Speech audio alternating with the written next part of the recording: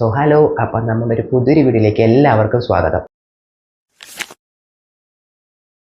നമ്മുടെ ഇന്നത്തെ വീഡിയോ എന്ന് പറയുന്നത്, ഞാൻ നേരത്തെ ഒരു വീഡിയോ ഇട്ടിട്ടുണ്ടായിരുന്നു മ്യൂച്വൽ ഫണ്ടും ഇൻഡെക്സ് ഫണ്ടും തമ്മിലുള്ള ഡിഫറൻസ് എന്ന് പറഞ്ഞ്. ആ വീഡിയോയിൽ ETF എന്ന് പറഞ്ഞ സെക്ഷൻ ഉണ്ടെന്ന് ഞാൻ പറഞ്ഞിട്ടുണ്ടായിരുന്നു. ഇന്നത്തെ വീഡിയോയിൽ നമ്മൾ ഡിസ്കസ് ചെയ്യാൻ വേണ്ടി പോകുന്നത് എന്താണ് ETF എന്നുള്ളതാണ്. അപ്പോൾ നമുക്ക് നേരെ വീഡിയോയിലേക്ക് പോവാം. ETF എന്ന് പറഞ്ഞാൽ എക്സ്ചേഞ്ച് ട്രേഡഡ് ഫണ്ട്, ഇതാണ് ഇതിന്റെ ഫുൾ ഫോം എന്ന് പറയുന്നത്. മ്യൂച്വൽ ഫണ്ട് പോലെ തന്നെ ഇതും ഒരു കളക്ഷൻ ഓഫ് സ്റ്റോക്കാണ്. കുറേ സ്റ്റോക്കുകൾ കൂടിയിട്ടാണ് ഈ ETF എന്ന് പറയുന്നത്.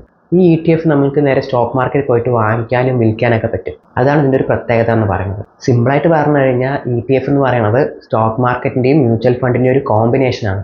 ഈ ETFന് ഒരു ബെഞ്ച് മാർക്ക് ഫോളോ ചെയ്തിട്ടായിരിക്കും ഈ ETFs ഒക്കെ ഉണ്ടാവുക. ETFന് പല ടൈപ്പ് ഉണ്ട്. ഇപ്പോൾ ഇക്വിറ്റി ഉണ്ട്, ഗോൾഡ് ഉണ്ട്, ഡെറ്റ് ഉണ്ട്. ഞാൻ പറയുമ്പോൾ നിങ്ങൾക്ക് മനസ്സിലായിട്ടുണ്ടാവും ഈ ബെഞ്ച് മാർക്ക് എന്ന് പറയുന്നത് ഇപ്പോൾ ഗോൾഡിൻ്റെ ആണെങ്കിൽ ഗോൾഡിൻ്റെ പ്രൈസ് ആയിരിക്കും ETF-ന്റെ ബെഞ്ച് മാർക്ക് എന്ന് പറയുന്നത്. ഗോൾഡിൻ്റെ അത്രത്തോളം റേറ്റ് ഈ ETF-ന് ഉണ്ടാവില്ല. റേറ്റ് ഒക്കെ ഭയങ്കര കുറവായിട്ടായിരിക്കും നമുക്ക് കിട്ടുക. അതുപോലെ തന്നെ ഇപ്പോൾ ഇക്വിറ്റി ആണെങ്കിൽ ഇപ്പോൾ ഫോർ എക്സാമ്പിൾ നിഫ്റ്റി എടുക്കുന്നത് വെച്ച് കഴിഞ്ഞാൽ നിഫ്റ്റി ബീസ് എന്നൊക്കെ പറഞ്ഞിട്ട് നമുക്ക് സ്റ്റോക്ക് മാർക്കറ്റിൽ വാങ്ങിക്കാനൊക്കെ കിട്ടും. ഈ ബീസ് എന്തെന്ന് വെച്ച് കഴിഞ്ഞാൽ ഈ ടൈപ്പ് ഓഫ് ETF എന്ന് വേണമെങ്കിൽ നമുക്ക് പറയാം. ഇപ്പോൾ ഇക്വിറ്റി ആണെങ്കിൽ ചിലപ്പോൾ നിഫ്റ്റിയും അല്ലെങ്കിൽ സെൻസെക്സ് ആയിരിക്കും അതിൻ്റെ ബെഞ്ച് മാർക്ക് എന്ന് പറയുന്നത്. അങ്ങനെ ഒരു ബെഞ്ച് മാർക്ക് ഫോളോ ചെയ്തിട്ടാണ് ഈ ETFs ഉണ്ടാവുക. പിന്നെ ETF എന്ന് പറയുന്നത് ഒരു പാസീവ് ഇൻവെസ്റ്റ്മെൻറ്റ് സ്ട്രാറ്റജിയാണ്. ഈ പാസീവ് ഇൻവെസ്റ്റ്മെൻറ്റ് സ്ട്രാറ്റജി എന്താണെന്ന് വെച്ച് കഴിഞ്ഞാൽ, ഞാൻ നേരത്തെ ഒരു വീഡിയോ ചെയ്തിട്ടുണ്ടായിരുന്നു ഒരു mutual fund versus index fund എന്ന് പറഞ്ഞിട്ട്. അതിൽ ഞാൻ പറയുന്നുണ്ട് എന്താണ് ഈ ആക്റ്റീവ് സ്ട്രാറ്റജി എന്നും അല്ലെങ്കിൽ എന്താണ് ഈ പാസീവ് സ്ട്രാറ്റജി എന്നൊക്കെ ഞാൻ അതിൽ പറയുന്നുണ്ട്. ആ വീഡിയോ കാണാത്തവരാണെങ്കിൽ ഞാൻ ഈ ഐ ബട്ടണിൽ കൊടുക്കുക, നിങ്ങൾ ജസ്റ്റ് ഒന്ന് കണ്ടു നോക്കുക. നമ്മളായിട്ട് പറയുകയാണെങ്കിൽ ആക്റ്റീവ് ഫണ്ട് എന്ന് വെച്ച് കഴിഞ്ഞാൽ ഒരു ഫണ്ട് മാനേജർ ഇത് നോക്കാനായിട്ട് ഉണ്ടാവും. ഇപ്പോൾ നമ്മളൊരു ഇൻവെസ്റ്റ്മെൻറ്റ് ചെയ്തു, ഇപ്പോൾ മ്യൂച്വൽ ഫണ്ടിലേക്ക് നമ്മൾ ഇൻവെസ്റ്റ് ചെയ്തു. ഒരു ഫണ്ട് മാനേജർ ഇതിൻ്റെ വെയിറ്റേജ് അനുസരിച്ച് ആ സ്റ്റോക്ക് വാങ്ങുകയും വിൽക്കുകയൊക്കെ ചെയ്യും, അത് നമ്മളുടെ ബിഹാഫിൽ.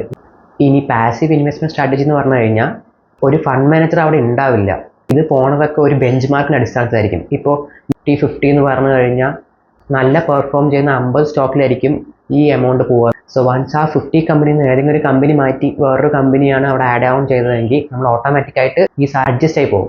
അതാണ് ഈ പാസീവ് ഇൻവെസ്റ്റ്മെന്റ് സ്ട്രാറ്റജി എന്ന് പറയുന്നത്. അവിടെ ആക്റ്റീവായിട്ട് ഒരു ഫണ്ട് മാനേജർ ഉണ്ടാവില്ല. അപ്പം നിങ്ങൾക്കൊരു ഡൗട്ട് വരാൻ ചാൻസ് ഉണ്ട്, ഇതന്നെയാണല്ലോ ഇൻഡെക്സ് ഫണ്ടും, അവിടെയും ഇതൊരു പാസീവ് ഇൻവെസ്റ്റ്മെന്റ് സ്ട്രാറ്റജി ആണെന്നാണല്ലോ ഞാൻ പറഞ്ഞത് എന്നൊക്കെ നിങ്ങൾക്ക് ഒരു ഡൗട്ട് വരാൻ ചാൻസ് ഉണ്ട്. അവിടെയാണ് നമുക്കൊരു ചെറിയ ഡിഫറൻസ് വരുന്നുണ്ട്. ഈ ഇൻഡെക്സ് ഫണ്ടും ETF-ഉം ഇത്തിരി ഡിഫറൻ്റ് ആണ്. കാരണം നമ്മൾ ഇൻഡെക്സ് ഫണ്ട് എന്ന് പറയുന്നത് ഒരു മ്യൂച്വൽ ഫണ്ട് ടൈപ്പാണ്. അത് നമ്മൾക്ക് സ്റ്റോക്ക് മാർക്കറ്റിൽ ട്രേഡ് ചെയ്യാൻ പറ്റില്ല. പക്ഷേ ഈ ETF എന്ന് പറയുന്നത് നമുക്ക് സ്റ്റോക്ക് മാർക്കറ്റിൽ ട്രേഡ് ചെയ്യാൻ പറ്റും. അതായത് വാങ്ങിക്കാനും വിൽക്കാനൊക്കെ പറ്റുന്നതാണ് ഈ ETF എന്ന് പറയുന്നത്. പിന്നെ ETF നമ്മൾ വാങ്ങിക്കുമ്പോഴും വിൽക്കുമ്പോഴും നമ്മൾ ഡയറക്റ്റായിട്ട് ഡിമാറ്റ് അക്കൗണ്ടിലാണ് വരിക. പക്ഷേ ഇൻഡെക്സ് ഫണ്ടിൻ്റെ കേസിൽ നമ്മളുടെ അത് ഡിമാറ്റ് അക്കൗണ്ടിലല്ല വരിക, നമ്മൾ മ്യൂച്വൽ ഫണ്ട് എന്നുള്ള സെക്ഷനിലേക്ക് പോവാം.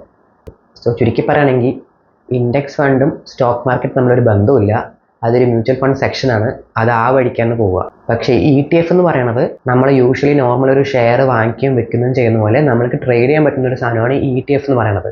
മോറോവർ ഇത് രണ്ടും സെയിം ആണ്, ഈ ഒരു വ്യത്യാസം മാത്രമേ ഇവ തമ്മിലുള്ളൂ. അത്രയൊക്കെ തന്നെയാണ് ഈ വീഡിയോയിൽ ഡിസ്കസ് ചെയ്യാനുണ്ടായിരുന്നുള്ളൂ. നിങ്ങൾക്ക് എന്താണ് ETF എന്ന് മനസ്സിലായെന്ന് വിചാരിക്കുന്നു. നിങ്ങൾക്ക് ഇനി എന്തെങ്കിലും ടോപ്പിക്കിനെ കുറിച്ച് അറിയാൻ താല്പര്യമുണ്ട്, അങ്ങനെയാണെങ്കിൽ അതും കമൻറ്റ് ചെയ്യുക, ഞാൻ അതിനെക്കുറിച്ച് വീഡിയോ ചെയ്യുന്നതായിരിക്കും.